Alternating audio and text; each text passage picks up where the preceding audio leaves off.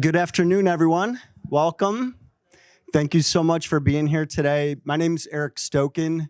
I'm the director for the Center for Social Science Scholarship, and I'm absolutely thrilled to be co-hosting the Low Lecture with the Department of History as part of our Social Science Forum. The Social Science Forum has actually been around for more than 25 years. And we've had some phenomenal speakers, and I'm absolutely thrilled to welcome Amber Mitchell to that group. As a native Metro Detroiter who spent pretty much all of my field trips going to either the Greenfield Village or the Henry Ford Museum, it has particular importance to me. So very glad to have her here today. Before we formally introduce our speaker, I wanted to note that many of you may be interested in our next Social Science Forum lecture, which is going to happen on April 24th at 4:30 p.m. here in the library gallery. The Department of Sociology, Anthropology, and Public Health will host its annual Eckert Lecture, Recovering from the Opioid Epidemic in Baltimore and Beyond, a panel discussion that's going to be moderated by our very own Dr. Brian Soller. You can find details on these events and much more at socialscience.umbc.edu. CS3 is also on LinkedIn, Blue Sky, and other social media platforms, and you can find us on MyUMBC.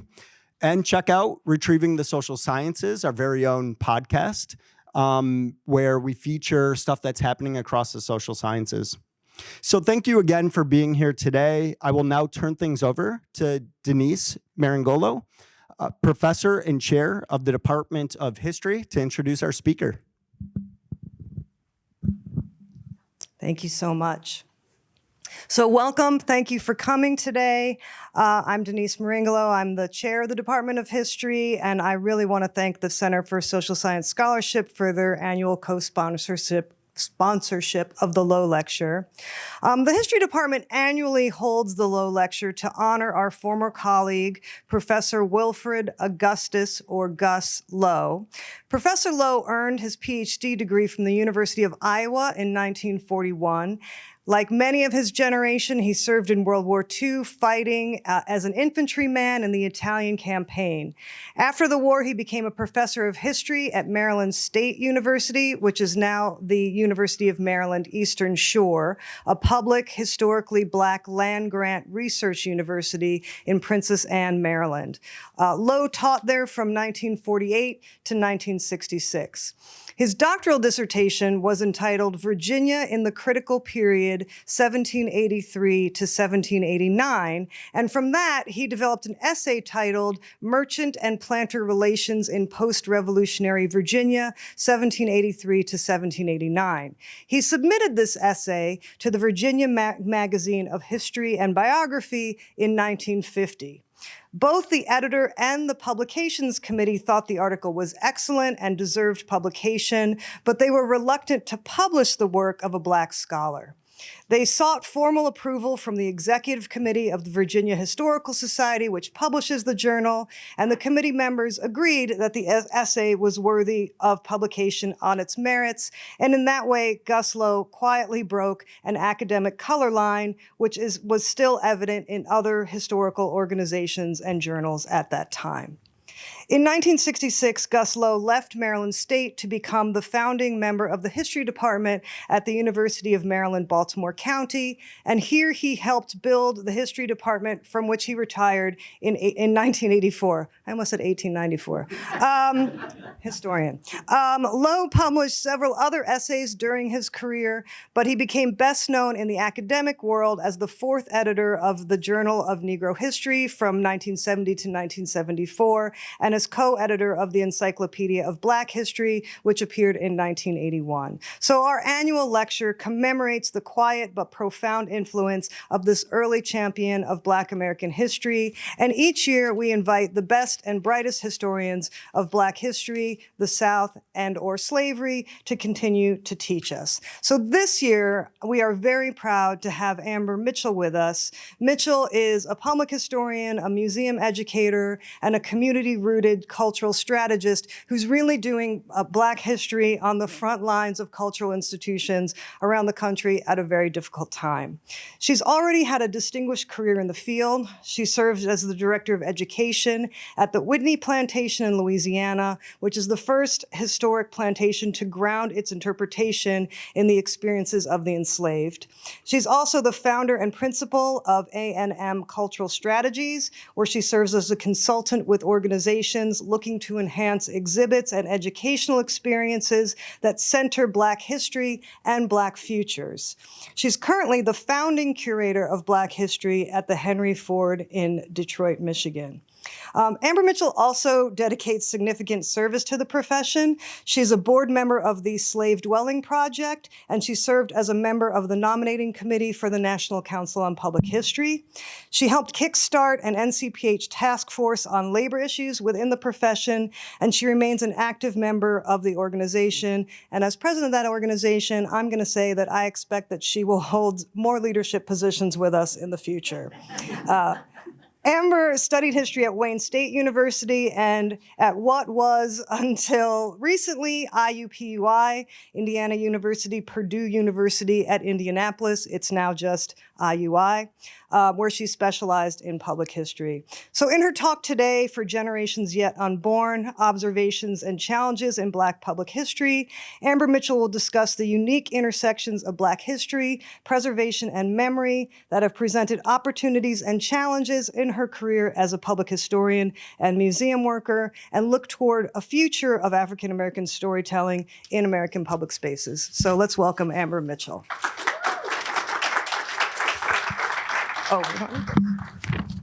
Sure, we're on here. Can everybody hear me all right?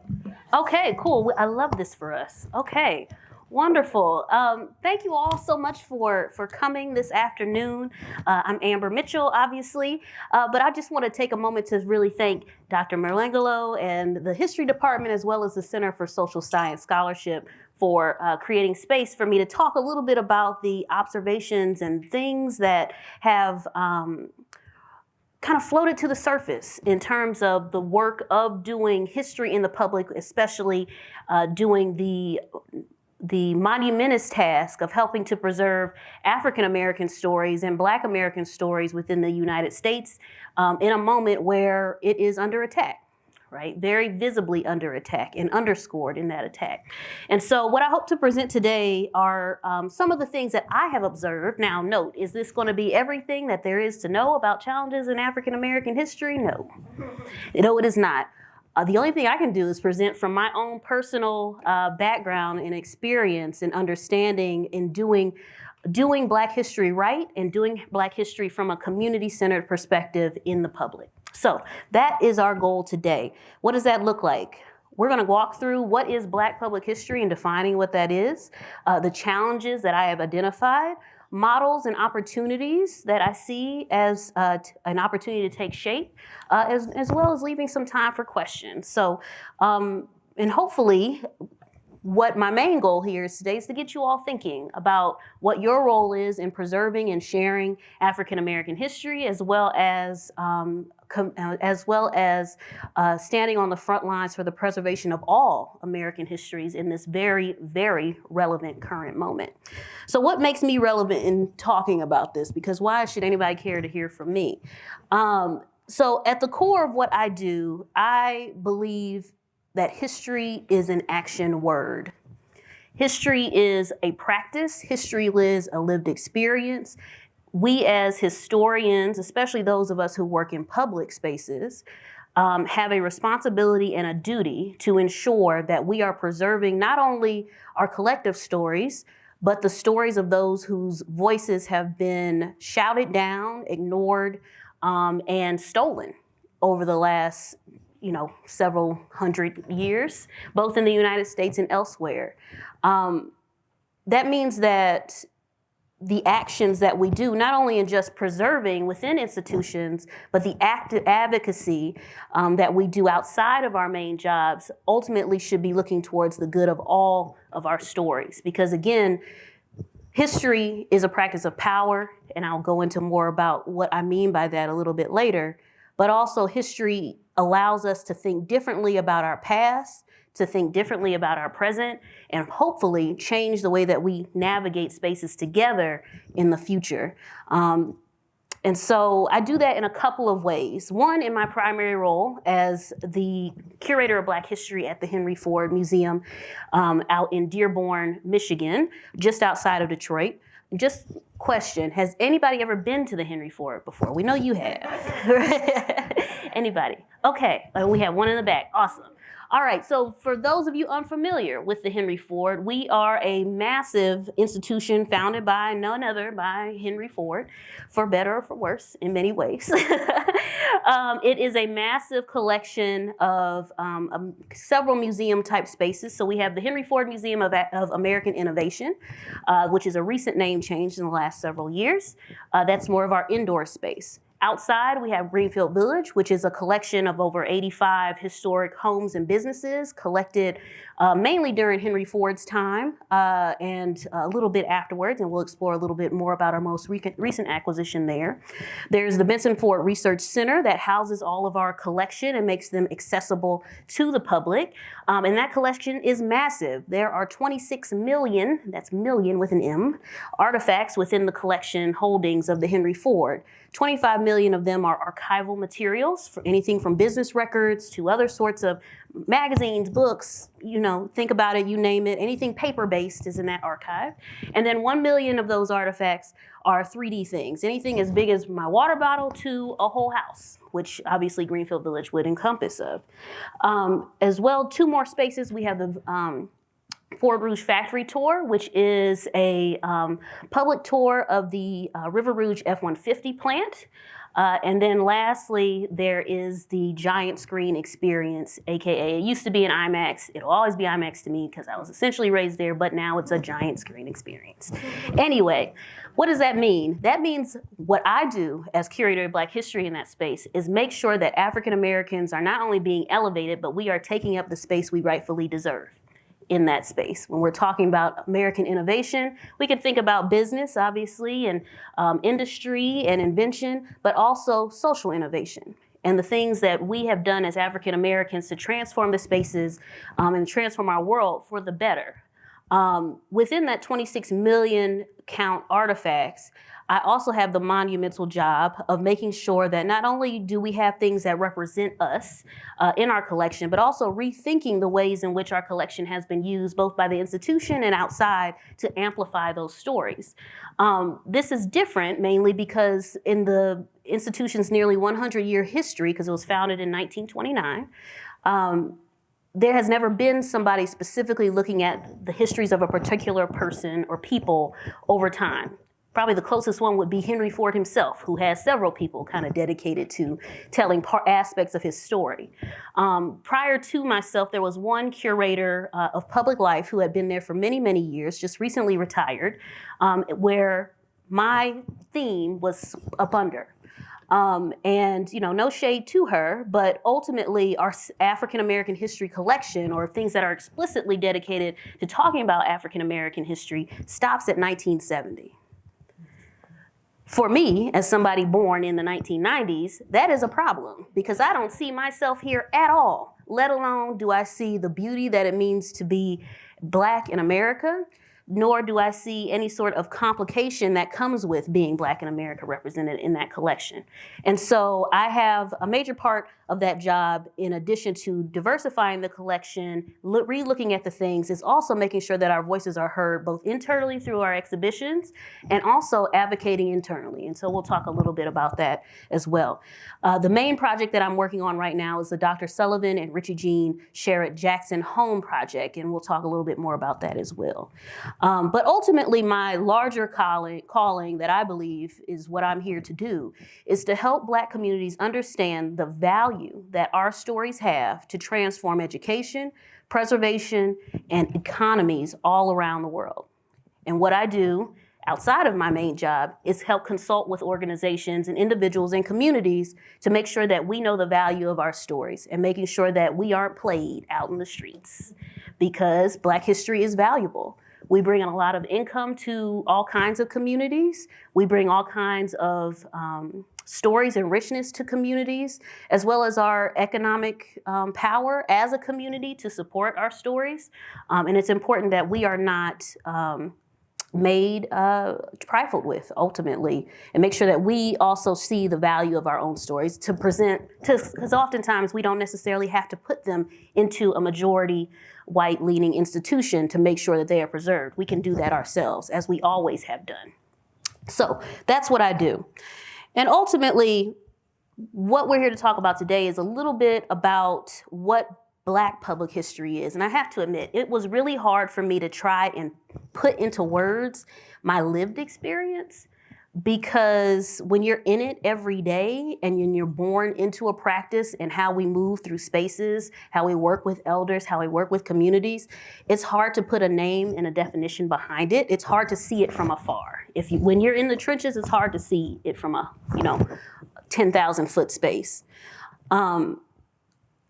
And I guess before I define what that is, let me first define what public history is, right? For those of you who are uninitiated, public history is the practice and preservation of history outside of academia. So anything from libraries, archives, spaces like this, obviously academia, all of those spaces, obviously. But that's not the only places that public history happens. I think for a lot of us, myself included, the first public historian that you probably knew was a family member.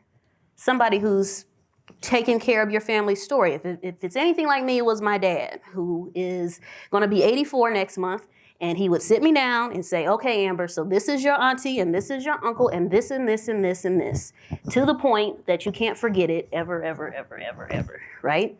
It's genealogy, it's community stories, family histories, it's documentaries, it's documentation. It's our lived, breathed experience every day. And so, I'll also say that my practice of public history is also defined by my own lived experience of being a Black woman from a particular background, from a particular place. I'm from Detroit all day, West Side all day, 7 Mile, do or die, right? And that has factored into all of my experience because I can never separate that lived experience from me. And so being a Black woman working in Black history is multi-layered and is, again, something I can't necessarily separate. And it's displayed, my lived experience is displayed publicly, not only in just how I move through public spaces and how I speak to you all today, but how I navigate historical spaces as well. So this is my attempt, very brief attempt, to define what Black public history is. The practice of protecting, preserving, and presenting histories that center and uplift the many experiences of African Americans and the African diaspora without extraction or compromise. And by extraction, I mean pulling resources, knowledge, time, and materials outside of a community without community collaboration. Long-term engagement, and adequate compensation, whether that be monetary or otherwise. So, and compromise, I'm defining as kowtowing to white supremacist comfort or sensibilities, AKA centering white feelings over Black facts when it comes to the preservation of our stories. And I think it's really hard to navigate this type of work when you work within nonprofit spaces, especially museums, because museums, like all other nonprofits in the US, are founded and operated under the lens of white supremacist patriarchal capitalism, because that's the system under which we live, right? And so to be Black in America is to be at the opposite end of white supremacy, right? You can have those mindsets and you can operate in that, but ultimately the existence of Black Americans and the existence of Black history operates at the antithesis, the opposite of museums and other nonprofits. And so to do Black history in public spaces means that we are constantly going to bat with how a lot of these organizations have been founded, the principles on which they stand on, the ways they operate internally, and the ways that they collect. And so If Black history for any institution is a priority, then looking at the institution structurally is critical. And I want to bring to your attention this photo with me a very, very long time ago. And I do the work that I do, and I think this photo encompasses that very well. The gentleman sitting in the foreground, that is Mr. Lawrence Brooks. Mr. Brooks was, at the time, the oldest living World War II vet in the United States, if not the world. And I had the privilege of planning his birthday party for 3 years when I worked in public programs and led public programming at the National World War II Museum in New Orleans. Mr. Brooks, at the time of this photo, was turning 111 years old. Mr. Brooks lived so many lives, and by this point, he was really kind of into his celebration bag. I loved Mr. Brooks.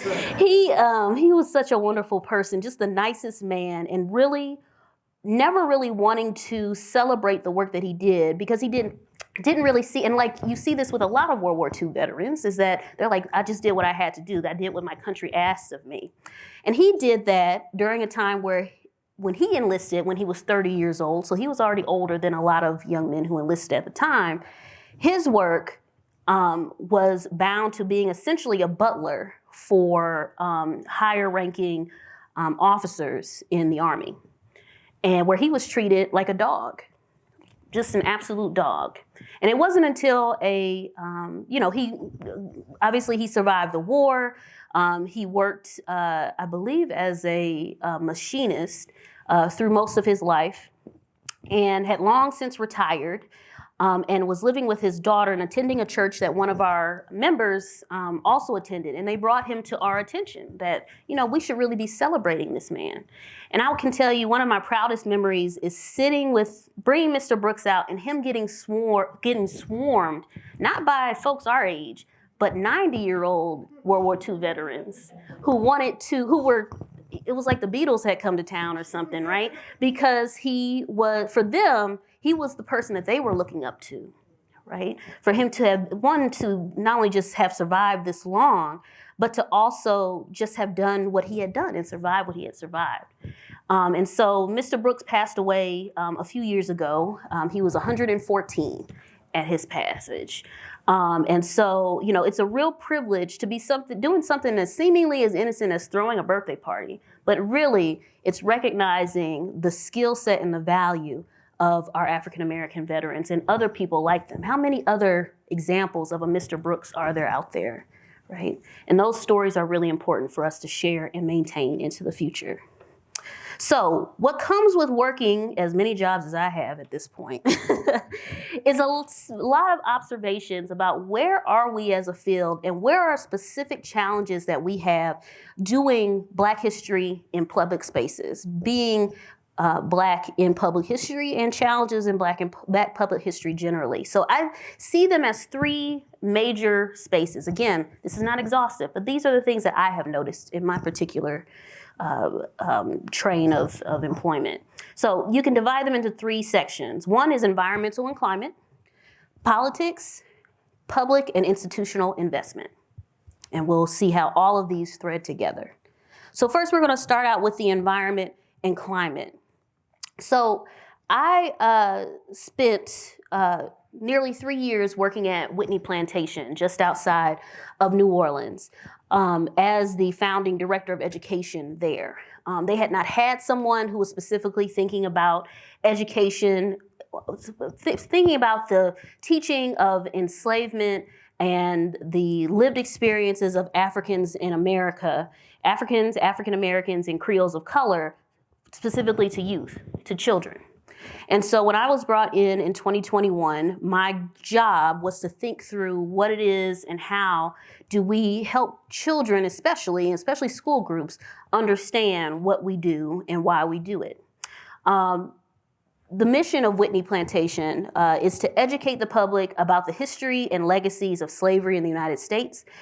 And they envision a global community that is aware of slavery and its lasting impact on the United States. And if you haven't been to this area before, all along River Road here, just outside of New Orleans, it was at some point prior to, now it's called the River Parishes, prior to, it was being marketed as Louisiana plantation country. Why? Because there are so many plantation homes that are part of the major tourist economy in Louisiana all along the River Road. And so when Whitney Plantation opened in 2014, doing something as radical as saying slavery and the continued abuses suffered by Africans in America are central to why Louisiana, the United States, and the world are in the shape that it's in, it was a radical thing to do. In some ways, it's still very much a radical thing to do.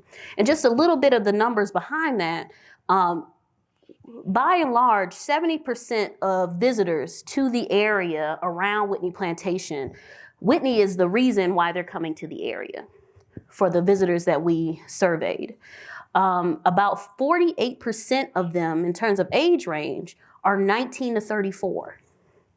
So 48%, nearly 50% of our visitorship is entirely younger than most visitorship of most museums, let alone plantations. They skew so much older, 55 and up most of the time.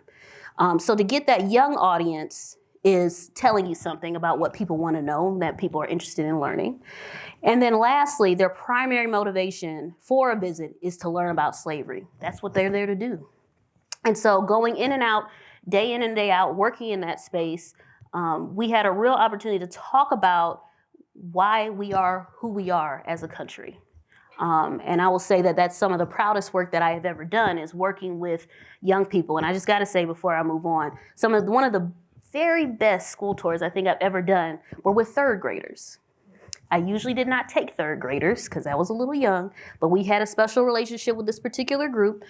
And I would always start out a tour with, okay, kids, what is a plantation? And this one little boy raises his hand and he says, it's a slave labor camp. Cool, we're good, baby. Like, you know, and they were on it. When I tell you they were better than any high school group, any college group that I've ever had, those third graders still to this day give me life, right? To this day, they didn't shy away from anything that we talked about. And I know I say this all the time, it's never ever kids, it's always adults. Kids get to the point, they understand it. And, allowing them to think critically and presenting them with the information, we should let them run the country, to be honest. But an unexpected thing I realized while working here came very early in my career at Whitney. And that was on August 29th, 2021 with Hurricane Ida. Obviously, Louisiana is right on the Gulf Coast, Louisiana Gulf Coast, off the Gulf of Mexico. And we get hurricanes. We get them very harsh. And this particular hurricane, I will say this is the only one I've ever evacuated for. My husband is from South Mississippi, and I mean, he's a Katrina survivor, and he was like, oh, we don't leave for hurricanes. You go get your Popeyes and you have a hurricane party and it's fine. That's fine. You don't have to do anything. And we had never evacuated, at least I had never evacuated before. Again, I'm from Detroit. Give me 6 feet of snow. I don't know anything about a hurricane, right?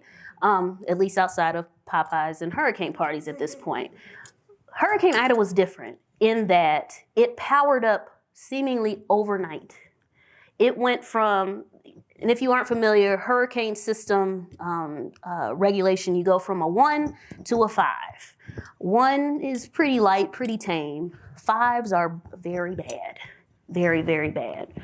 Hurricane Ida, and usually once upon a time, you had a little bit of warning. Hurricane Ida basically came up overnight in the Gulf because it's too hot. The water never cools down because of climate change in many ways.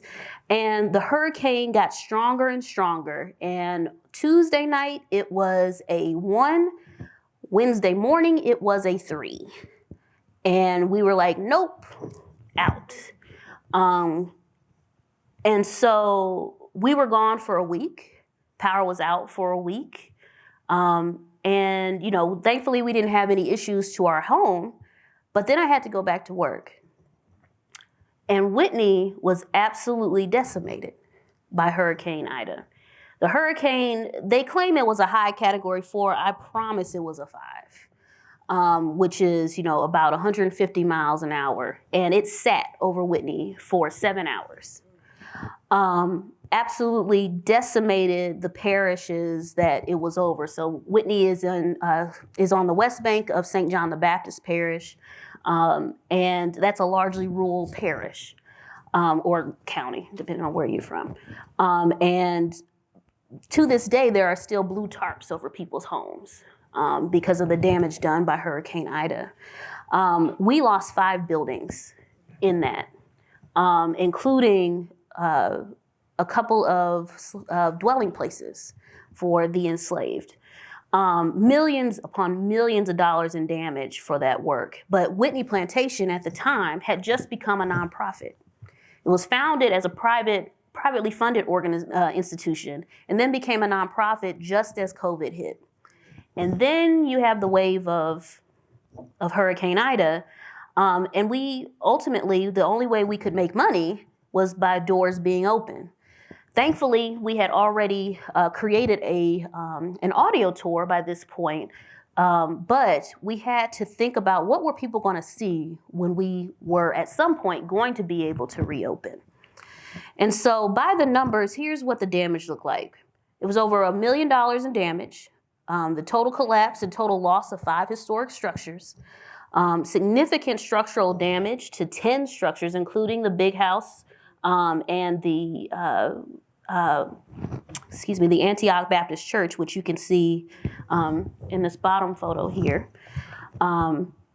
as well as, again, this former dwelling place that had been turned into a family home. The full side came off, just gone, right? And all of that costs money, right? At this point,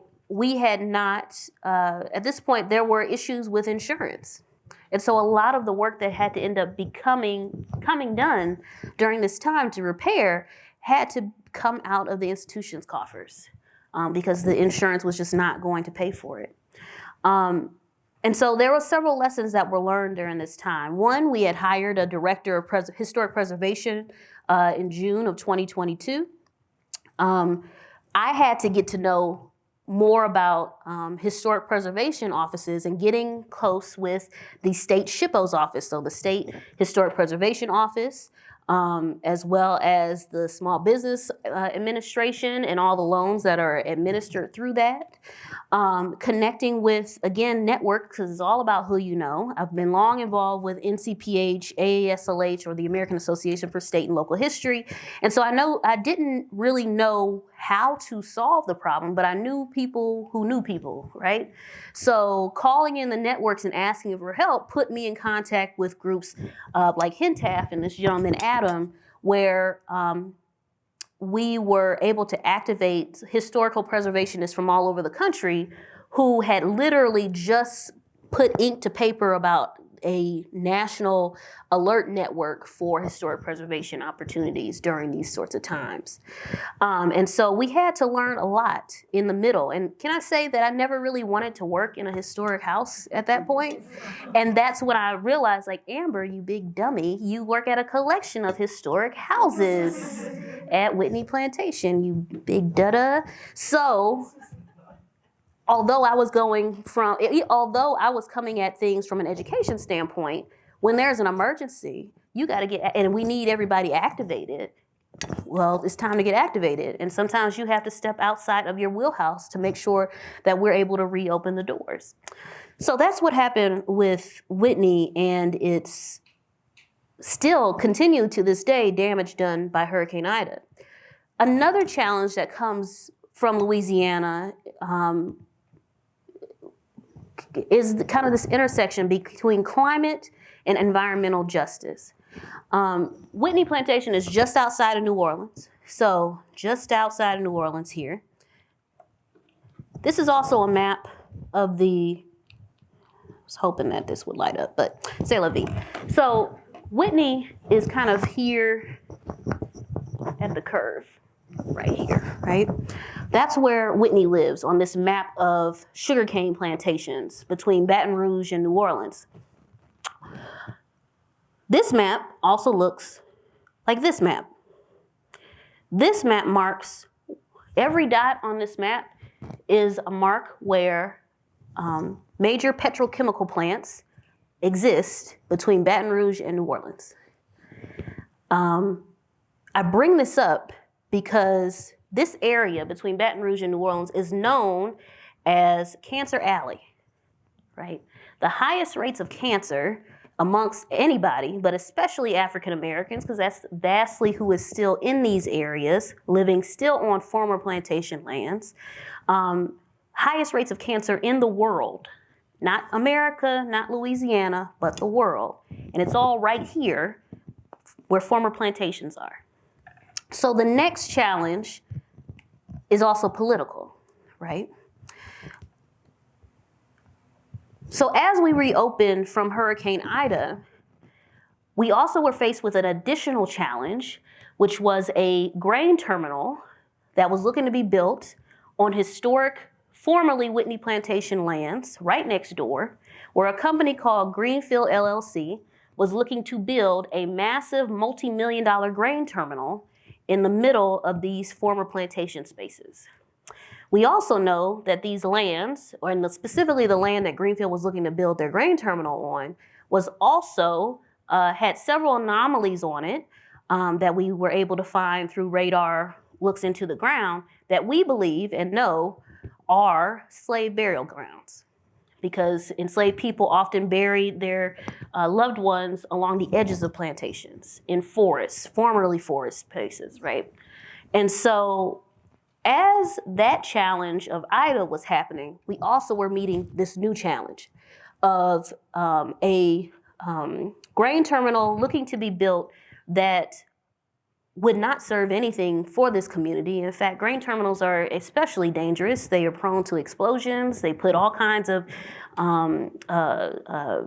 chemicals and things both in the earth and up in the air in a very, again, we're in the middle of Cancer Alley here. People are still having to deal with petrochemical. This is an additional added thing. And so as we reopened, I asked to do a small exhibit that's still out on the grounds today to give people context about what happened to us. And on one of those labels was this one. And how has climate change affected your community? In which we let people see how big Whitney is, way down at the bottom. And then there's a little sliver that's you. And then the proposed grain terminal and how it is equal in size to the Statue of Liberty. And if you've ever been to that part of Louisiana, it's flat, right? It would not only just change the skyline of this area and literally loom over these communities of Wallace, Vacherie, Edgard, that are all right here, descendant communities of the Hydell family, of the Hydell plantation that Whitney is today. It also would not hire anybody from these areas either, because grain terminals really are a kind of remote job in many ways. And vast majority of folks in these areas are retirees, 55 and up, or they have no real quote unquote skill set. So they've never been to college, they aren't engineers, which is what a lot of these jobs are, right? And so this community, in the form of two descendants, one of whom used to be the director of marketing at Whitney, decided that they were going to come together and fight this battle. And so my dear friend, Dr. Joy, and her sister Jo Banner founded the Descendants Project, specifically to combat climate inequality and environmental justice in their area, working and partnering with the Center for Constitutional Rights to take Greenfield LLC, later the parish of St. John the Baptist, to court, and ultimately the state of Louisiana. And they fought this battle for many years until last year in August, where they won in court the stopping of this grain terminal. Now we know who came into office in January, right? And all of that got rolled back. Because the goal was ultimately to turn the 11-mile stretch between Laplace and up to and around St. James Parish, which is having a similar fight, pulling them together as a historic landmark. And so they had been working with the Army Corps of Engineers. They had been working with the National Department over historic landmarks and things, and all of that was moving forward. And then funding and things get pulled, correct? And so I just want to make sure that I bring this particular sentence to y'all's attention.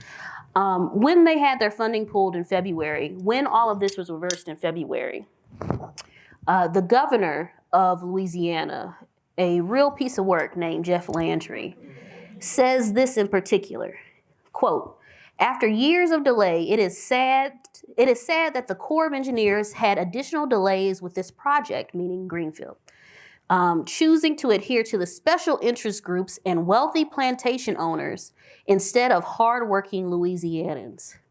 That wealthy plantation owners line is a dig specifically at Joy and Joe Banner, because they had purchased a plantation to make it a center, several plantations actually, to make it a center for preserving their stories in this community and also for climate justice. So what does that mean when you're telling Black women who are descendants of the enslaved population in this area that they are wealthy plantation owners, right? He's a real piece of work. So that's the current battle in this area. And that, of course, leads us into these continued attacks, both on preservation and dissemination of history, especially full histories. It's crazy to think that, you know, when I put this presentation together and first presented it a couple weeks ago, these things are already out of date, right? You have first, of course, you know, the fact sheets about the reduction of federal bureaucracy, which includes an attack on the Institute of Museum and Library Services, which, if you aren't familiar with them, look around you. Most museums most museums, libraries, archives, cultural institutions all get funding from federal groups like IMLS, like NEH, like NEA. In fact, most organizations, especially those dealing with African American history, get primarily their funding through IMLS, operational funding. So not just, for a project here or an exhibit here, but keeping the lights on, making sure people are paid, getting their benefits, things that allow for the actual work to be done come through that institution. Obviously, of course, we've also had the targeting of funding to programs with, quote, improper ideology, under which the Museum of African American History and Culture was specifically and explicitly named, right? And then lastly, of course, the restoring truth and sanity to American history aspect, where ultimately, again, attacking our communities, attacking the work that we do every day. Because ultimately, what the Trump camp and where we are currently is in a moment where we're really seeing the flex of political power via history. Why? Because history is a practice of power. History, whoever controls history, obviously controls the narrative about who we are as a country, and where we are as a country, right? As a practice of power, it's who tells the story, who's included, who gets left out, and who gets to fund it, and who's getting that funding. Which leads me to my last point about public and institutional investment. So these could also be, again, further divided into major elements when we talk about public and institutional investment. There's that lack of non-federal dollars, cultural competency not being prioritized at cultural institutions, and lastly, waning community involvement. So federal dollars, as we have seen, are no longer a safety net. And for many, many, many decades at this point, our cultural institutions, libraries, archives, cultural groups, whomever, have used federal dollars to stand in the gap, right? And so without these things, without IMLS, without culturally specific funds from the National Park Service, without, and see, I'm already dated myself, right? I say potentially NEH and NEA. NEH is gone. It's gone, right? The funding gap for Black museums, Black histories, and really all histories, but especially these, grows exponentially. Because ultimately, private foundations like Mellon or Ford, they have endowments that are dependent on the market, right? What they can spend, because they also need to survive, right? So what they can spend, it depends on the year. It depends on what their priorities are. And they can't fund everybody. Everybody can't get all their funding from these same groups. So we're at a moment where the optimist in me thinks if and when these institutions come back, maybe now's the time for us to rethink how our money is divided, right?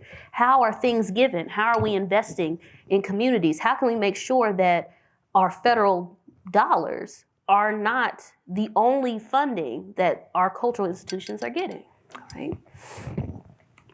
Next point, cultural competency not being prioritized at cultural institutions. And what does that mean? Cultural competency really is making sure that what we do and what we say line up, right? A set of congruent behaviors, attitudes, and policies that come together in a system, agency, or among professionals that enables effective work in cross-cultural situations. It's not quote unquote, the bad word, DEI, to make sure that you and I are all on equal footing, that you understand, maybe don't touch Amber's hair, which I've had done in a boardroom. Oh, Amber,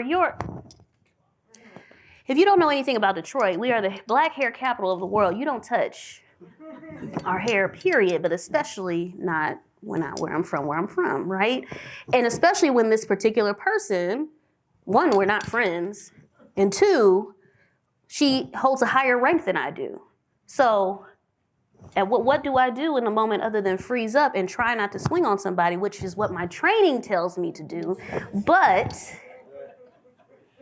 because I have a praying grandmother, I keep my hands to myself. And I simply write an email later of, don't do that. I'm going to be very nice to you right now. Don't do that, right? But it also might look like, hey, when we go out into this community and I am a person not of that community, hey, somebody who maybe is of that community but has nothing to do with the work that we're trying to do, come and be with me. For what? I work front desk. What do I care about what you're doing? I don't want to be your black face or your brown face or whatnot just to add credibility. Show up and do the good work and be a partner. You won't need me, right? And ultimately, community engagement and cultural competency is an investment.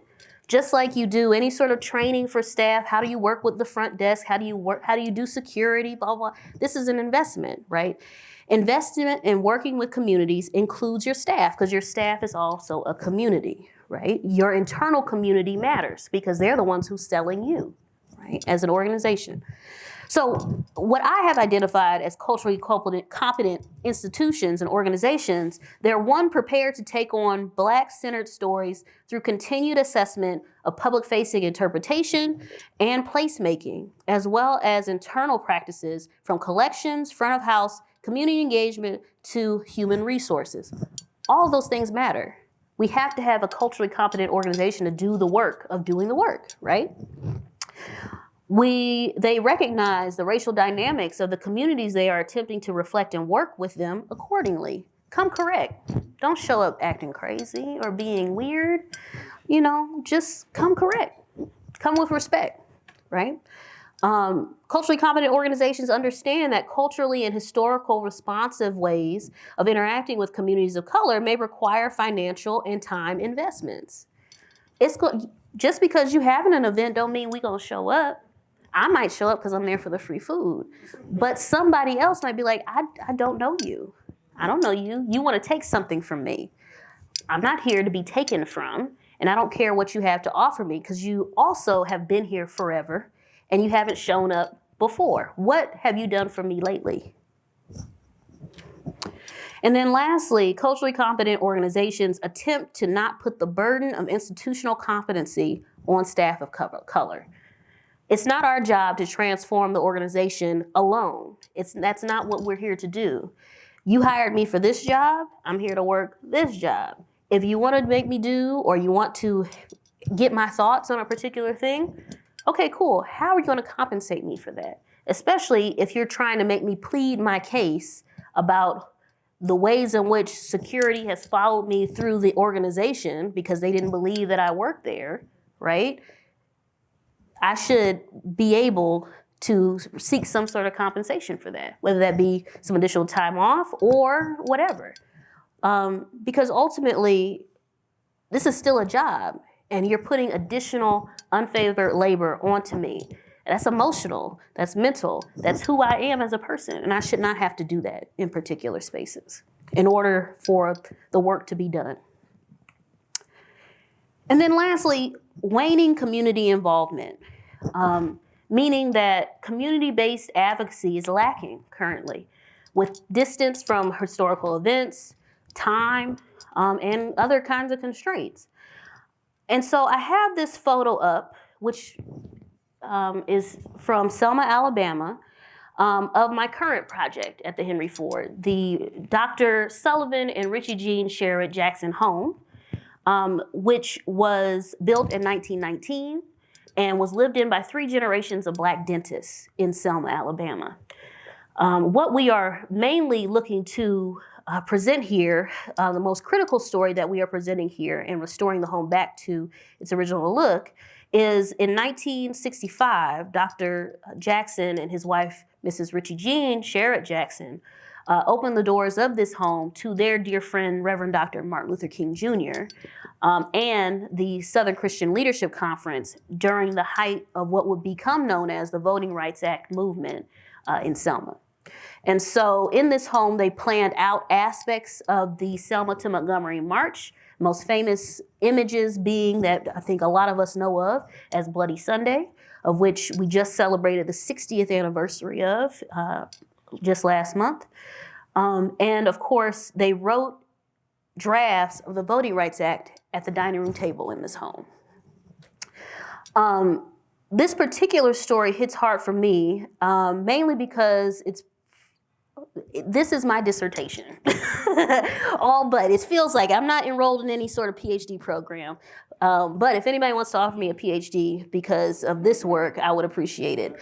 Mainly because it is not only just a preservation story, it is a civil rights story, it's a Black history story, but it's also a being Black in public history story and advocacy work. So I'm going to show a brief video of Miss Joanna Jackson, the daughter, only child of Dr. and Mrs. Jackson, walking us through her family's home, and I'll tell a little bit more about why she chose the Henry Ford to take on this story. So we are going to press play on this side.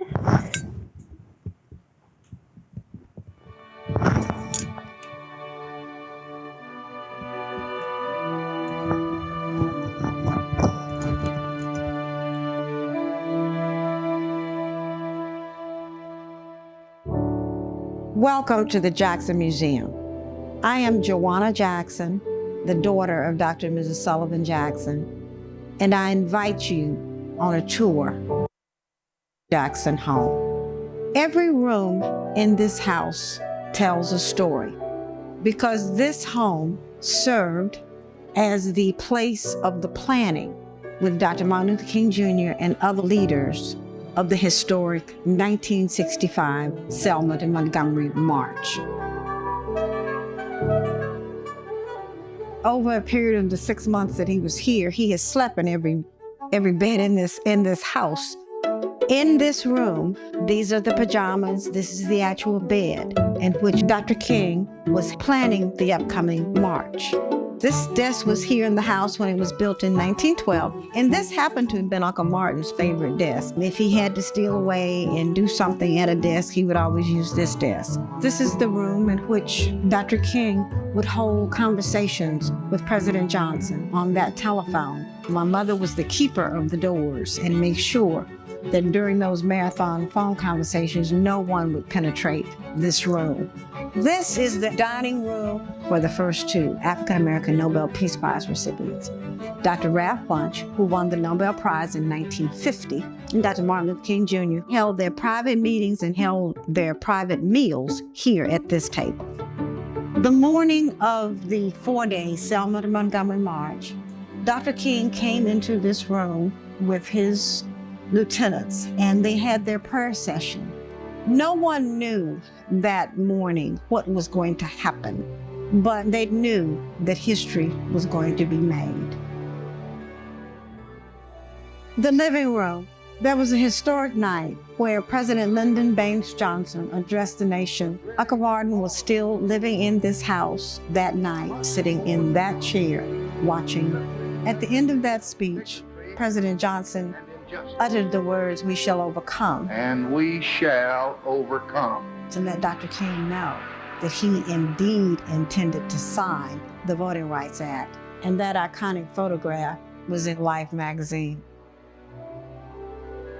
This museum will live on. It will take, it's going to have a new chapter. And I'm hoping that future generations could come in, touch and feel and experience the rich history in this house for generations yet unborn. I made my parents a promise that I would protect it. And I've done that.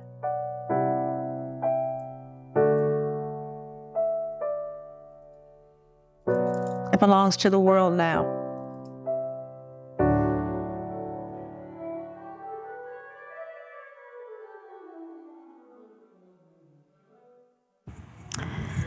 So I have the real pleasure and privilege of helping steward this project with the assistance of Miss Joanna, with the direction, really. Come on. So you just don't want to work for me, huh? Nope. Burp, burp, burp. Well, we're going to come over here and see if this works. Voila, we love it. Okay. So I have the real honor and pleasure of working with Miss Joanna to help preserve her family's story. I lead our curatorial and historical resources team, but also interact with all kinds of other teams to get this project off the ground. And what you're seeing in front of you is a rendering of what the house will look like. How do we know that the house looked like this? Mainly, we use a combination of historical research based on images. So this image in the upper right-hand corner of Dr. King in that living room, that's all the stuff.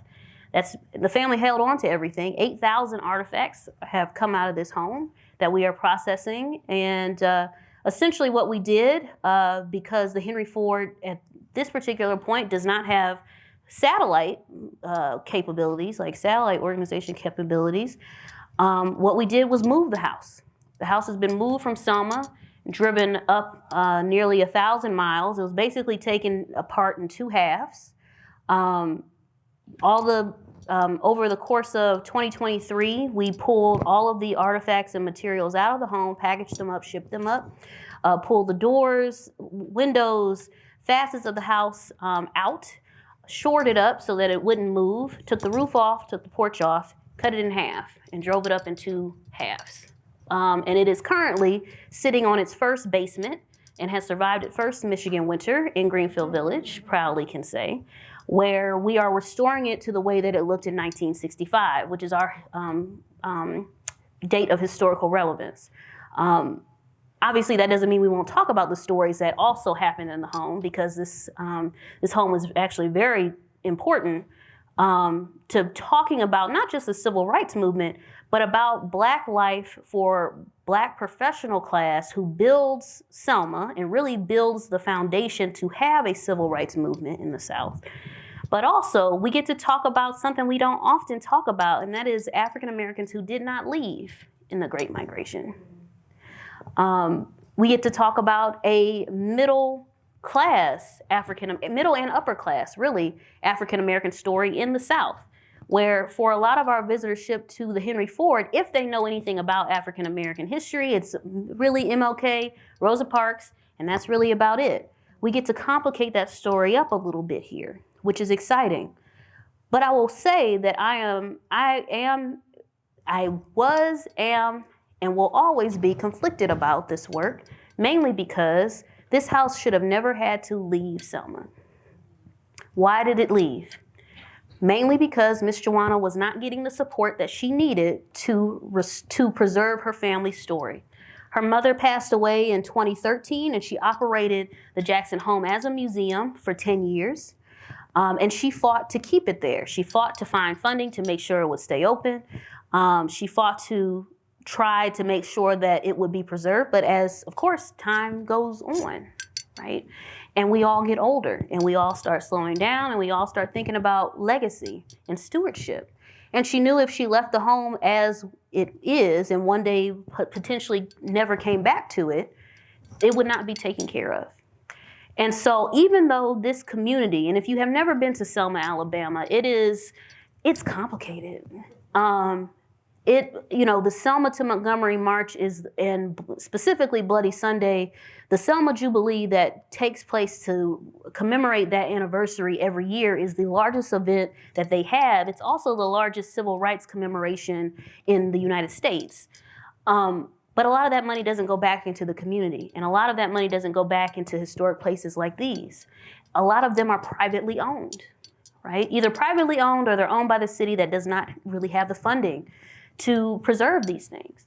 And so Miss Joanna did not take it lightly. And in fact, the Henry Ford was not her first choice in looking for places.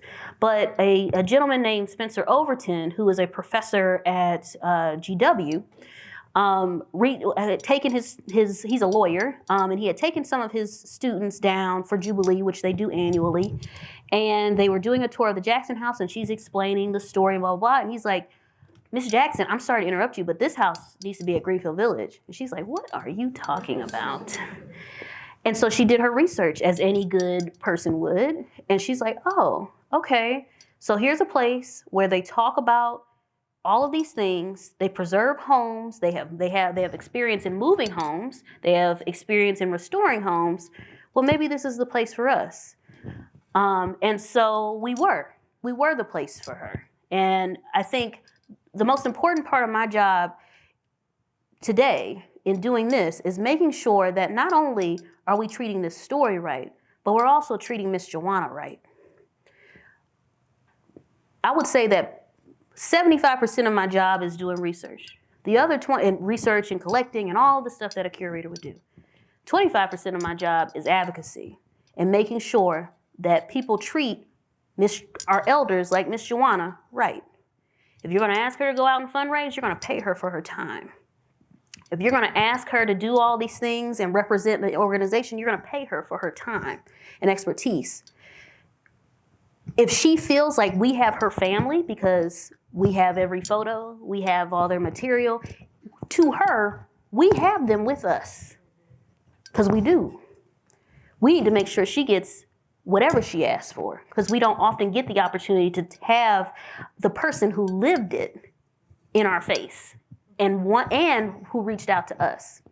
And so I do a lot of protecting of Miss Joanna in her time.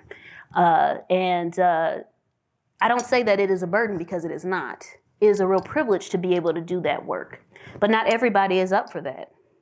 So I think I presented a lot of interesting things here. And I don't have the answers to any of these questions, but I'm gonna pose them, right? So just some things for us to consider as we move forward.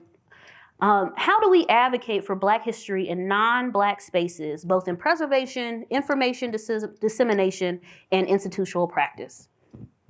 Who determines value, or if something is worth preserving? Excuse me, when state, federal, local governments fail in support and the private sector cannot fill a need, what do we do? How do we do better by Black communities in providing preservation where they are in the ways where they are, that's bad language. So let's switch that again. So how do we do better by Black communities in providing preservation in ways that best balance their beliefs and values with industry standards. Because a lot of those things, we have ultimately the same goal, but sometimes it looks different. Not everybody's going to have the specialized training, and not everybody's going to want to give you all of their stuff just because you're some fancy schmancy museum. Because who are you? When is it best for an object to remain in its context or be removed from it? And then lastly, how can institutions be better partners for community histories to remain in communities? So just a few thoughts. But I never like to leave a presentation without talking about those who are doing the work, those who are being those good advocates and doing really interesting things. So obviously one is the Descendants Project, right? So I mentioned them a little bit earlier in their fight against the grain terminal in St. John the Baptist Parish. In the middle, they do a lot of different things, and I love Joy and Joe so fiercely. I think one of the most proudest things that I'm so proud of them in many ways, but this middle space, this is the Woodlands Plantation. It's famous for a couple of reasons. One, it's the home of Kid Ory, who was a major jazz performer in the 1920s and 30s, but it also was the site of the largest slave uprising in the history of the United States. So the 1811 slave revolt, German Coast Uprising, took place there, started there. It was the Andry Plantation in 1811. And if you aren't familiar, there's a really great book out about it, but mainly 500 African Americans and Creoles of color mounted up in defense of their freedom to exert their freedoms, marching along the River Road, heading towards the New Orleans with the goal of commandeering a ship and heading to Haiti. 500 people, men and women, going towards New Orleans. It did not necessarily end well for the group. However, it is one of the largest actions of the resistance of Africans in America in our collective history. And it's bought by 2 Black women, specifically to tell that story from descendant perspectives. Right? So they do amazing work, and I would highly suggest you follow them on all platforms, continuing to keep up with the work that they're doing both here and in the fight for climate and environmental justice in this area. Next, I'm a little biased for this one because I got to say I'm on the board of the Slave Dwelling Project, but I am biased in a good way.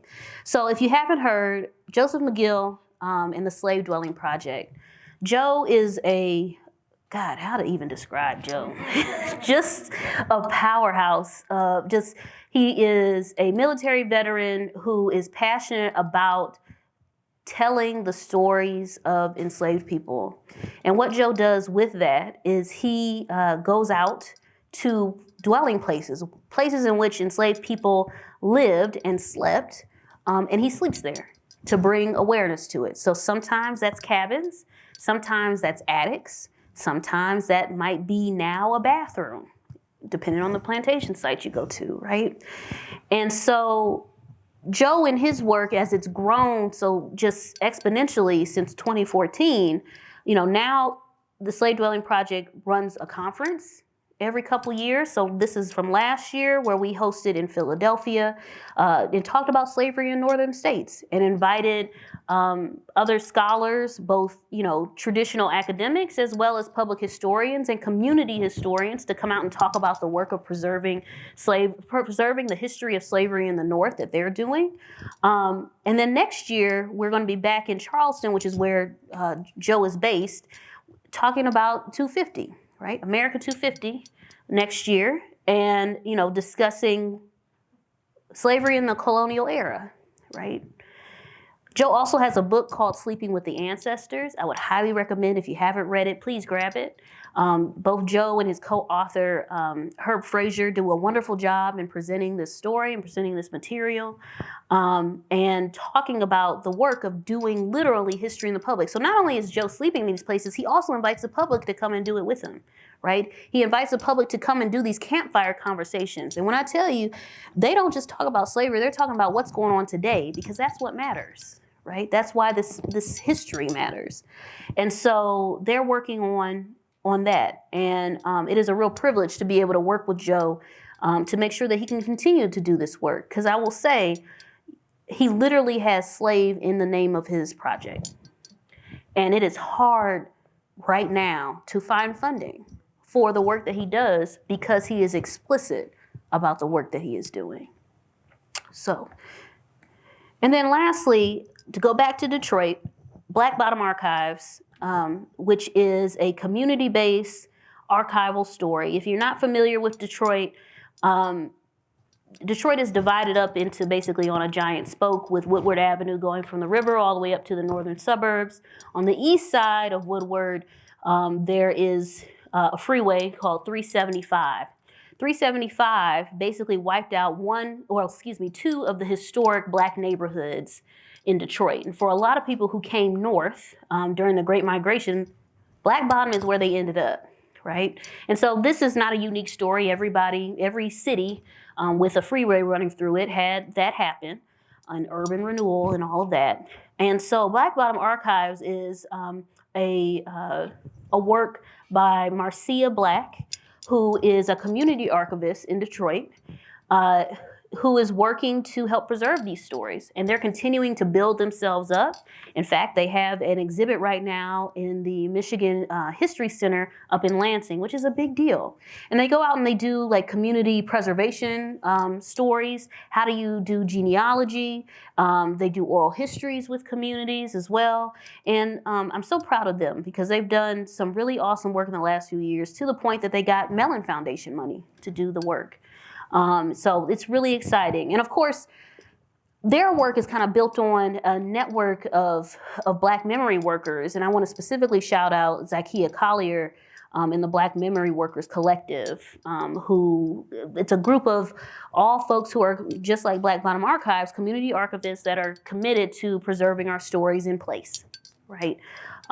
Especially right now. So I just want to make sure to shout them out.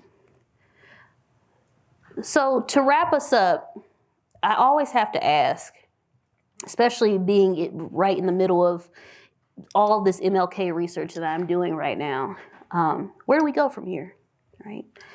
Where do we go, chaos or community? How can we all be better advocates for Black history?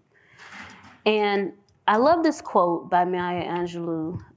We need to haunt the house of history and listen anew to the ancestors' wisdom. We have all the tools that we need to help preserve Black history right now. We know that how it has been done, right? Let's look at the Schomburg, right, up in New York. Let's look at Hampton Institute, Hampton University now. Let's look at these Black community archives and remind ourselves that we have never needed outsiders to protect, preserve, and present our stories, ever. We've always had that ability ourselves. And the power is within us. We just now have to make it a priority again. And that's for everybody, not just Black history, but I can only speak from my own perspective. And so I firmly believe that by revisiting our original style of community-led and funded preservation, we can find new ways to protect Black histories, ultimately. And so that comes to the end of my little presentation. So if you would like to connect with me, my email is there. That is my cultural strategies, again, my consultancy email. But if you're interested in keeping up with the Jackson home itself and the project that is taking up so much time in my life, I would highly encourage you to look at the Henry Ford on all social media platforms. We have so much content, so many videos and about how the work was done, how we're doing, keeping people updated. There is a full playlist on YouTube about the Jackson home. So if you search the Henry Ford and find us and go to the playlist section, you will see Jackson home is the first thing that pops up. I would also say, and I forgot to put it here, Mrs. Richie Jean Jackson wrote a narrative about her family's life in the home called The House by the Side of the Road. If you want to know what the interpretation is going to look like in that home, pick the book up. It's all there. She literally wrote everything that we plan to do. And we don't often get those narratives from people who were there. And it's so well documented. I mean, the media is coming in and out of this house all the time. We have photos not just from the family, but in Jet Magazine. You know, I'm doing all kinds of wheeling and dealing to make access to particular contact sheets and photos and things like that have never been seen before. And so it's a real honor and privilege to be able to do this work for the Jacksons in this way. So if you have any questions, I would love to talk about them right now. So thank you so much for your time.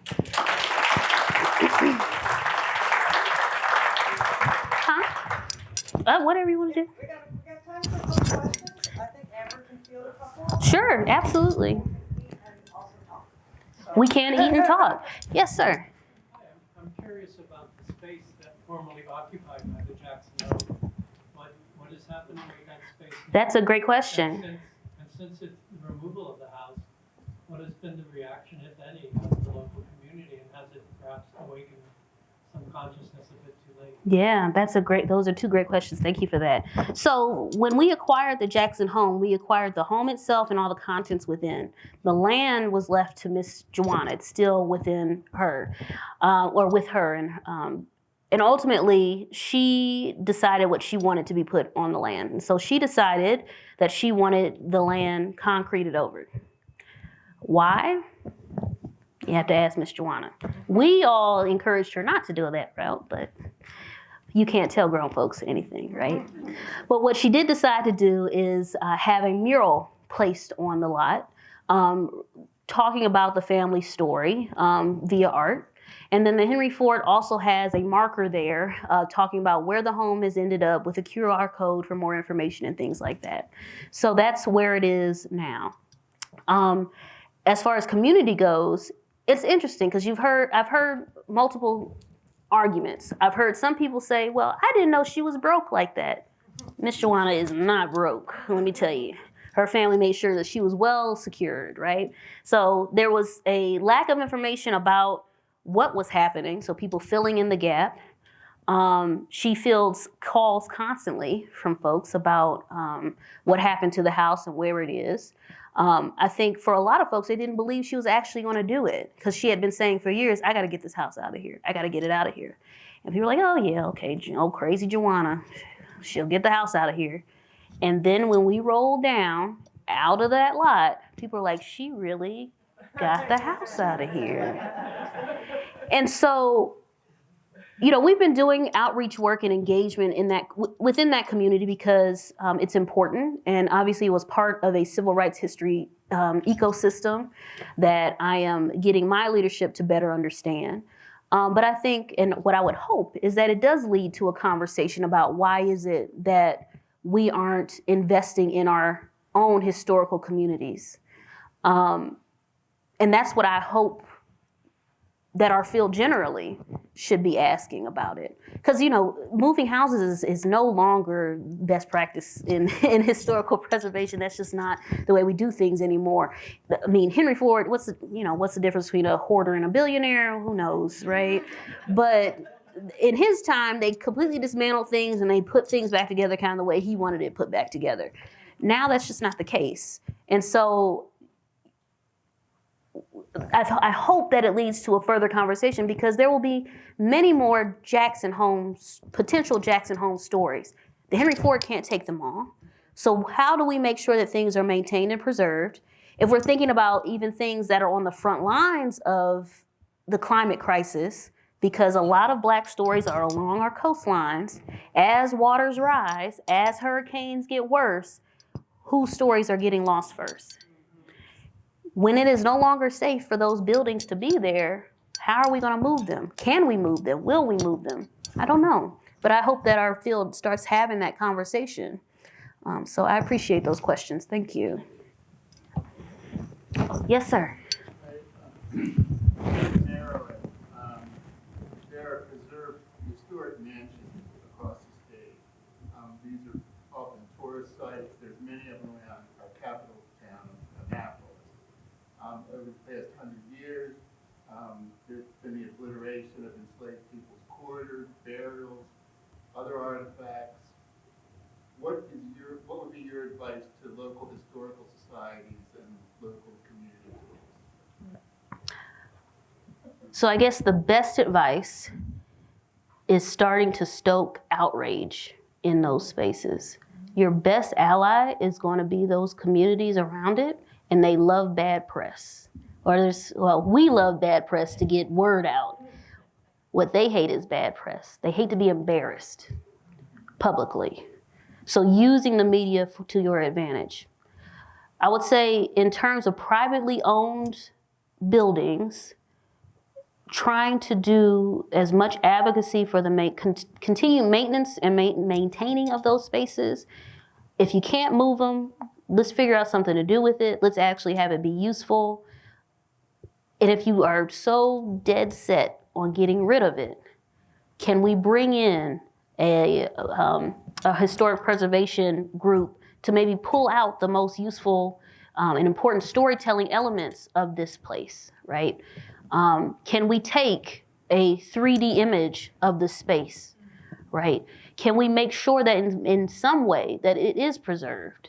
Because knowing that not everybody can take a full house, or not a full house can be moved because it's expensive.